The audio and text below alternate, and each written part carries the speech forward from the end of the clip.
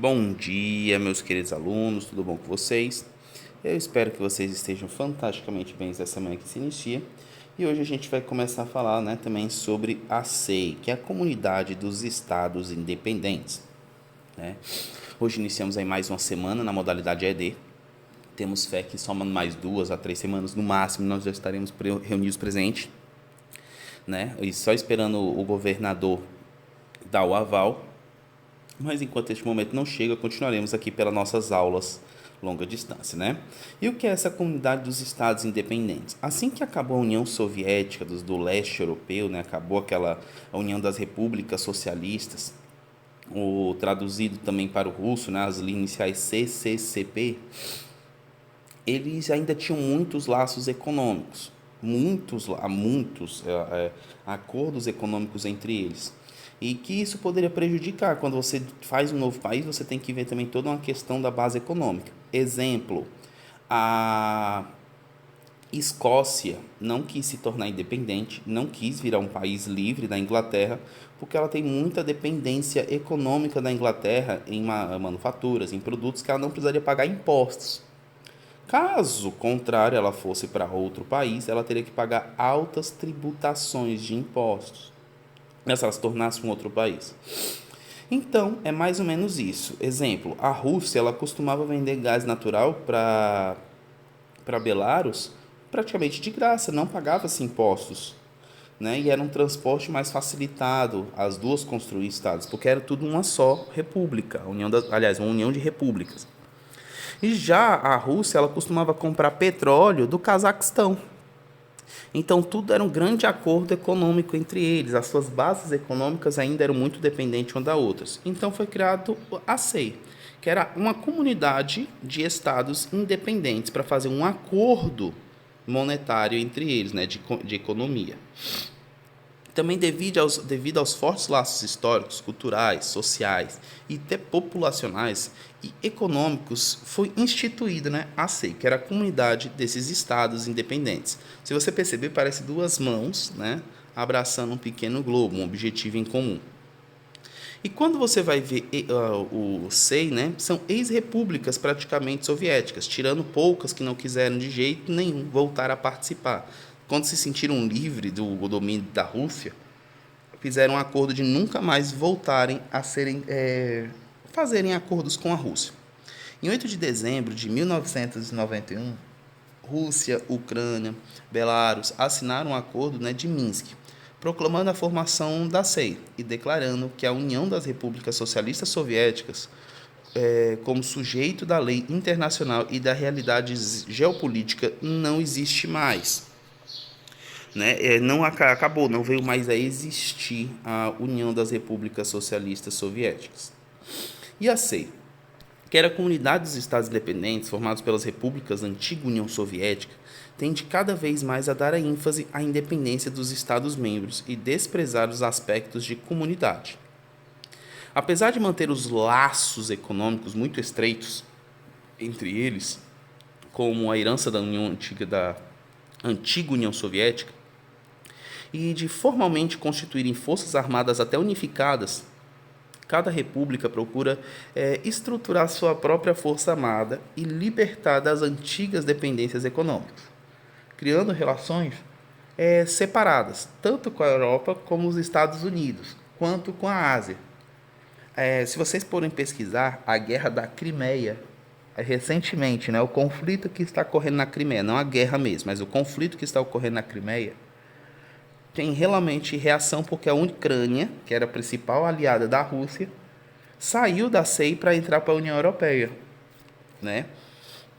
Na verdade, o presidente levou um golpe, foi destituído. O novo presidente entrou na União Europeia e tudo isso gerou um grande conflito entre eles por causa de um acordo econômico. Tipo, a Ucrânia teria que cobrar agora imposto da Rússia, mas não de países da União. E das ex-repúblicas soviéticas, as que não entraram, né, foi a Letônia, Estônia e Lituânia, que ingressaram na União Europeia. Mas isso tem uma característica, tem um fator fundamental. Estônia, Letônia e Lituânia, ela foi invadida tanto pela Alemanha como pela União Soviética. Elas foram anexadas de forma obrigatória, né? Foram tomadas para si e foram praticamente escravizadas entre eles. E características: o setor agrário era privatizado, era privatização das propriedades agrícolas e também um declínio das cooperativas de propriedades privadas, que eram aqueles coloches, e das fazendas coletivas altamente mecanizadas e gerenciadas pelo Estado.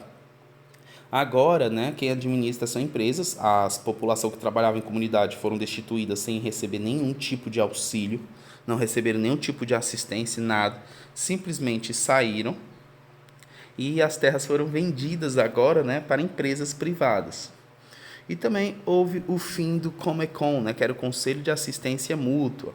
Tudo isso foi uma mudança drástica. Então agora a população perdeu sua terra, empresas privadas assumiram e agora eles têm que trabalhar nas terras que eles perderam para poder receber um salário. A desvantagem, né, na época eles não recebiam, mas agora começam a receber seus salários, né? Os países, né, apresentam um sistema produtivo pouco diversificado, praticamente não havia diversificação, e a tecnologia é extremamente atrasada. Essas são as principais desvantagens de hoje. Ainda hoje se encontra muito isso na SEI. O desemprego e a diminuição de renda das camadas sociais mais desfavorecidas, falta de competitividade e de investimento em pesquisa, e também uma estagnação da economia e limitada produtividade, além da baixa qualidade dos bens de consumo. Apesar disso, muitos países da CEI são grandes produtores agrícolas, especialmente grão, como a Ucrânia, né, que é o de milho. Mas ela está usando agora principalmente o seu milho para biocombustível, tentando criar também de certa forma como o Brasil, né, fazer um biocombustível. E comércio entre os países da CEI. Cada país passou a se integrar ao comércio internacional de maneira mais favorável aos seus interesses. Porém, a SEI, né, que é as dificuldades para se manter, pois muitos países se aproximaram da União Europeia e a Rússia tenta manter essa certa hegemonia sobre esse bloco à custa de algumas tensões. Os Estados Unidos tentam favorecer os países a entrar na União Europeia, porque vai comercializar mais barato e lucrar em euro e muito mais com países da Europa, da Europa Ocidental, do que com a Rússia. A Rússia paga numa moeda desfavorecida, que é o rublo, numa economia mais baixa, e você fica refém, você fica condenado a vender só para um país. Exemplo, não tem a ver agora com a União Europeia, mas a Síria. A Síria é aliada da Rússia e brigou com os Estados Unidos. Ela só vendia petróleo para a Rússia, somente vendia petróleo somente para a Rússia. Ela não vendia petróleo para nenhum outro país, somente a Rússia.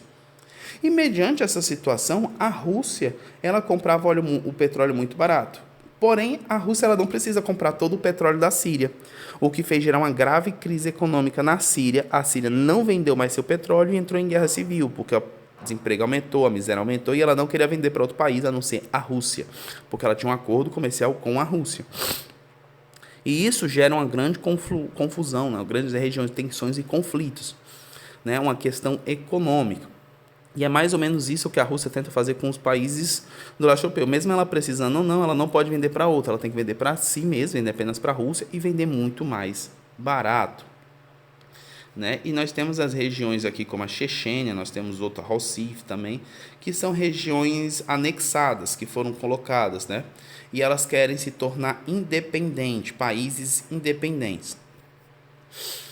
O exemplo, né? A Chechênia ela tem língua própria, cultura própria, tradição própria, tem tudo próprio.